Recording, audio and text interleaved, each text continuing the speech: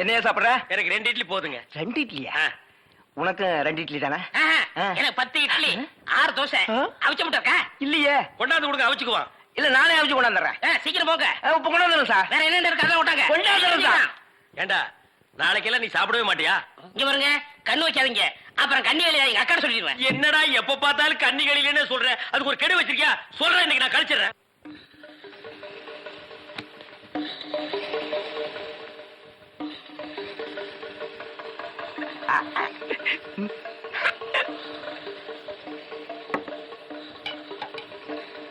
Sir chutney.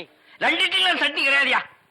இங்க சாப்பிடுங்க sir. கொஞ்சம் சாம்பாராவது போடுங்க. சட்னி அலைகிற சாம்பாரா சார்? இந்த சார் வெறும் இட்லி எப்படி சார் சாப்பிடுறது? சும்மா சாப்பிட்டு தொலையா சார். இந்த கோழி ரோஸ்ட் சாப்பிடுங்க சார்.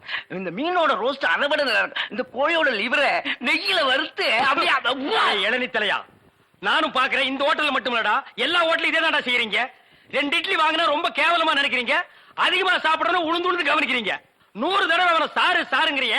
அந்த நாய் தின்னதுக்கு பில்லு நான் தான்டா கொடுக்கணும். 2ல 1 எனக்கு தெரிஞ்சாகணும். உங்க ஹோட்டல் முதலாளியை கூப்பிடுறா. நான் தாங்க முதலாளி. நீதான் முதலாளியா? சரி, சப்ளையர் பையங்களை கூப்பிடு. அவங்க எல்லாம் எதிர்த்த ஹோட்டல்ல சாப்பிட போயிருக்காங்க. ஏன் உன் ஹோட்டல்ல சாப்பிட மாட்டாங்களா?